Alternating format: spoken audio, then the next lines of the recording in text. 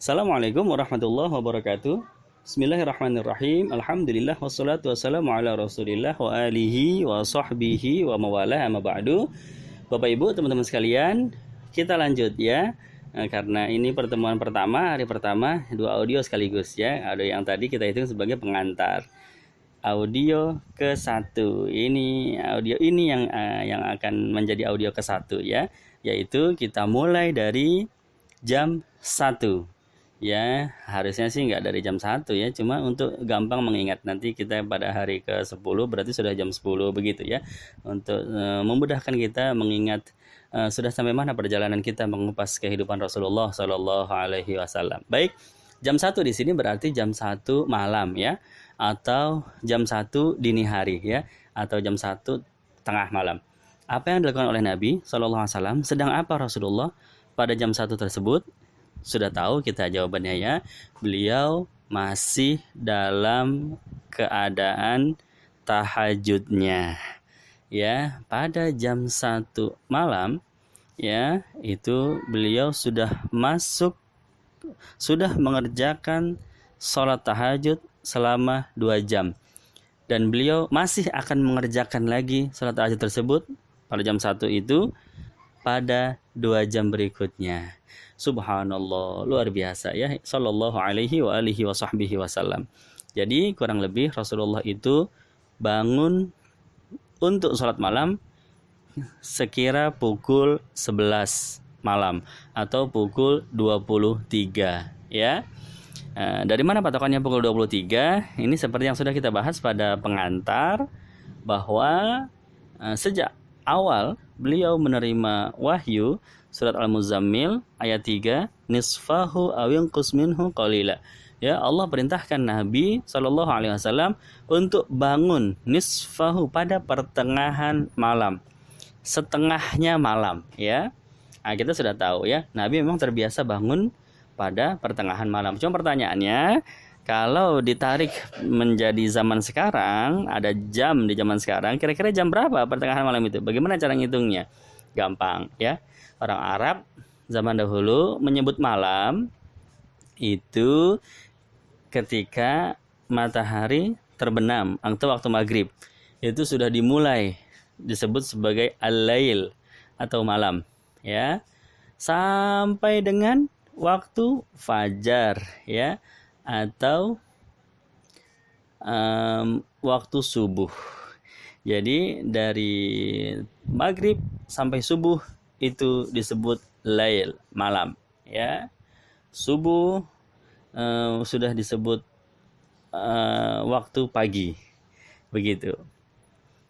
Nah, dari maghrib sampai subuh, kalau seandainya maghrib itu jam 6, kemudian jam 18 ya, kemudian subuh itu jam setengah 5, berarti waktu malam terjadi selama 10 jam setengah ya. Dari pukul 6 sore sampai pukul setengah 5 subuh itu 10 jam setengah. Itu panjangnya waktu malam. Maka pertengahan malam ya, ya, berarti 10 jam setengah dibagi 2 ya, 5,25 ya. Kita jalan aja dari jam 6 sampai 5 jam, 25 itu akan jatuh pada pukul 11 ya, 25. Jadi kurang lebih pukul 11 malam ya, antara 11 lewat 15 menit atau sekitar itu ya. Jadi kesimpulannya, Rasulullah SAW bangun pada pertengahan malam, berarti beliau terbiasa bangun pukul 11 dan kemudian melaksanakan salat tahajud sampai 4 jam berikutnya ya. Berhenti salat tahajud Nabi kurang lebih pada pukul 3 malam ya, atau pada pukul 3. Baik, kemudian bagaimana kebiasaan Nabi ketika salat tahajud tersebut ya? Pertama ya, Rasulullah SAW jumlah rakaat tahajudnya itu ada kalanya 11 atau 13 ya. Ini yang paling banyak beliau kerjakan, ya. Bisa 11, bisa 13, ya, terkadang 11. Sebagaimana yang diceritakan oleh Sayyidatuna Aisyah radhiyallahu anha, ya, istri beliau, melihat baginda Nabi SAW salat, dihitung rakaatnya, oh ternyata 11, ya. Atau juga 13, sebagaimana diceritakan oleh Sayyidatuna Maimunah Ummul Mukminin, ya, radhiyallahu anha.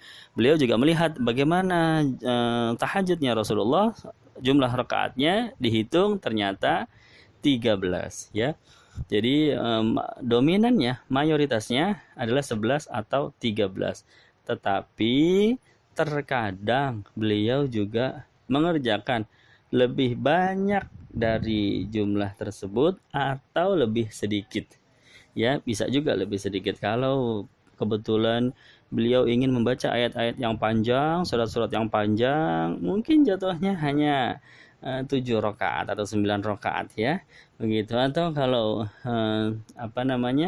ingin memperpendek, mungkin bisa sampai 20 rakaat atau 23 rakaat dan seterusnya. Jadi ada yang biasa dilakukan, ada yang tidak biasa dilakukan, ya. Yang biasa adalah 11 atau 13, ya. Yang tidak biasa tetapi juga pernah dilakukan oleh Rasulullah SAW adalah lebih panjang dari itu atau lebih pendek dari itu.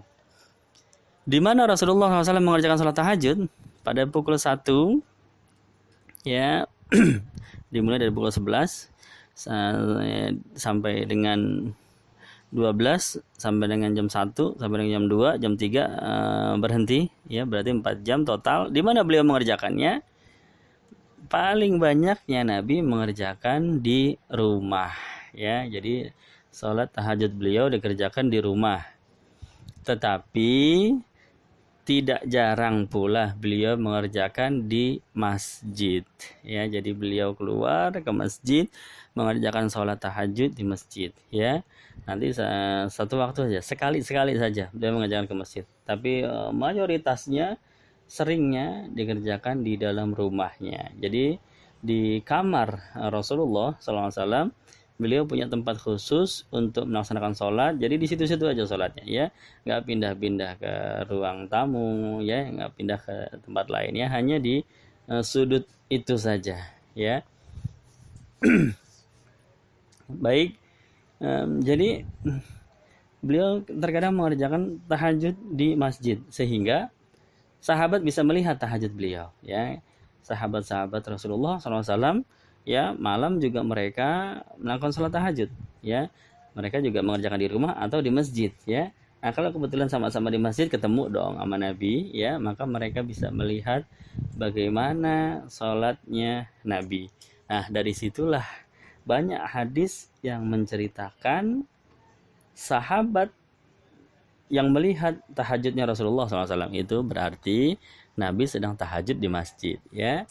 Tapi umumnya adalah di rumah, ya. Maka lebih banyak lagi riwayat dari istri-istri Rasulullah, dari Ummul Mukminin, yang menceritakan tentang tahajudnya baginda Nabi Muhammad SAW, ya. Jadi jumlah rakaatnya seperti itu, tempatnya juga demikian. Bagaimana caranya? Kebiasaannya Rasulullah SAW itu kalau salat tahajud pasti, ya, selalu dimulai dengan 2 rakaat yang ringan, ya. 2 rakaat yang ringan. Jadi apa artinya? Artinya sholat pada rakaat pertama hanya membaca Fatihah saja, kemudian ruku, ya. Rukunya juga singkat, kemudian i'tidal, sujud, ya. Rakaat kedua juga hanya membaca Fatihah saja, kemudian ruku. Ini disebut 2 rakaat yang ringan, ya.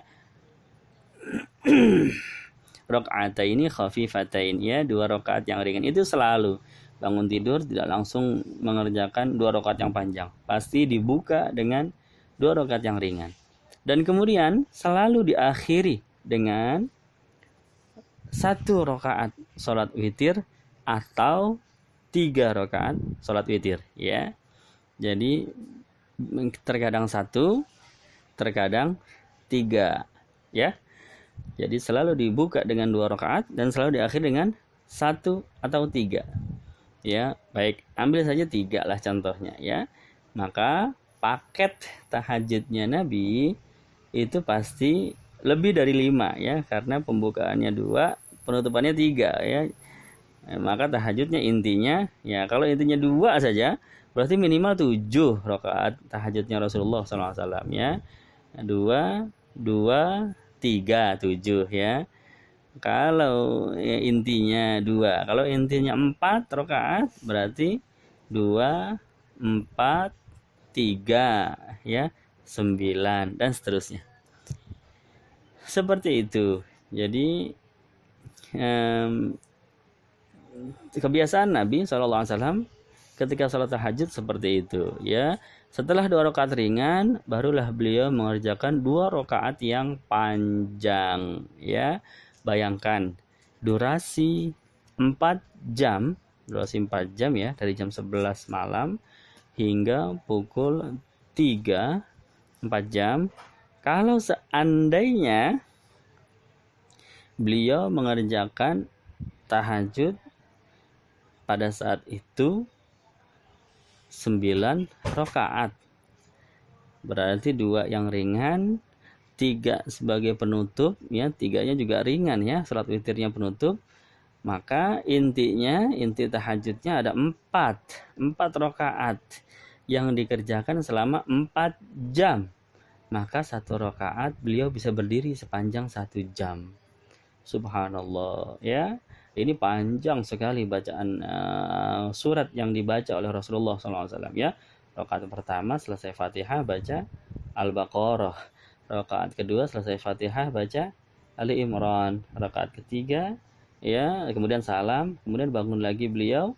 Ya, rakaat ketiga membaca Al-Maidah. Rakaat keempat membaca An-Nisa. Subhanallah ya. Maka ketika Sayyidah Aisyah radhiyallahu anha melihat panjangnya sholat Rasulullah SAW dan beliau melihat bengkak kedua kakinya baginda Nabi ya, karena sholatnya panjang seperti itu, maka Aisyah bertanya kepada Rasulullah SAW,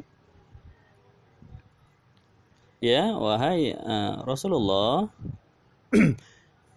lima tasna'u hadza ya Rasulullah, wa qad ghufira laka ma taqaddama min dzambika wa ma ta'akhkhar. Ya, apa harus seperti ini ya Nabi, padahal engkau sudah diampuni dosa-dosamu yang sebelumnya maupun yang setelahnya. Qala sallallahu alaihi wasallam, afala akunu abdan syakura. Ya, maka Nabi menjawab, apa tidak boleh aku menjadi hamba yang bersyukur. Baik Bapak Ibu sekalian, ya, ini jadi bagaimana sifat tahajudnya Nabi. Dan dari hadis ini ada hikmahnya yang luar biasa indah sekali ya. Ketika Sayyidah Aisyah bertanya seperti itu, jadi maksud pertanyaannya adalah, wahai Rasulullah, kenapa harus seperti ini tahajudnya? Harus panjang sekali padahal dosa-dosamu sudah diampuni. Artinya engkau wahai Rasul bukan dalam keadaan sedang memohon ya, bukan dalam posisi ya sedang memohon ya, memohon seperti orang yang memohon dosanya dimaafkan, bukan ya, dosanya sudah diampuni, jadi bukan untuk memohon. Seandainya ya dalam posisi orang yang sedang punya permohonan kepada Allah, ya bolehlah panjang kayak begitu. Gitu maksudnya Sayyidatuna Aisyah begitu ya. Ya kalau orang yang lagi punya keinginan, orang yang lagi punya permohonan, ya pantaslah panjang kayak begitu. Tapi kan engkau enggak punya ya Rasulullah. Dosa-dosamu sudah diampuni, ya engkau sudah enggak lagi memohon agar dimaafkan dosanya. Lalu mengapa tetap seperti ini begitu? Maksud pertanyaannya Sayyidatuna Aisyah. Maka dijawab oleh Rasulullah Shallallahu Alaihi Wasallam, afala akunu abdan syakura. Ya, wahai Aisyah, panjang sholat ini memang bukan sebagai hamba yang sedang memohon, melainkan sebagai hamba yang sedang bersyukur ya. Ini jawabannya indah sekali, bahwa ternyata justru dibalik pengertiannya, apa yang difahami oleh Sayyidatuna Aisyah itu dibalik oleh Rasulullah SAW, bahwa ya kalau sedang memohon kita mengerjakan ibadah yang panjang, maka ketika kita sedang bersyukur harusnya lebih panjang lagi begitu ya, karena level orang yang sedang bersyukur itu di atasnya orang yang sedang memohon ya. Jadi ya memang pantas kalau tahajud beliau demikian panjangnya, karena levelnya sudah level orang yang sedang bersyukur kepada Allah Subhanahu wa taala ya. Begitu. Jadi hikmah dari percakapan ini adalah, Bapak Ibu sekalian dan teman-teman yang dimuliakan Allah, kita itu kalau dalam rangka syukur kepada Allah harusnya ibadah kita lebih banyak dibandingkan dalam rangka kita memohon kepada Allah. Bukan sebaliknya, selama ini sebaliknya ya. Kita lagi punya keinginan nih ya, kita lagi punya permohonan, kita lagi punya hajat sama Allah ya. Ibadah kita banyak dong ya. Duha bisa sampai 8 rakaat ya, tahajud bisa lama, sedekah bisa berkali-kali. Ya, kenapa? Kita lagi punya keinginan, lagi punya permohonan.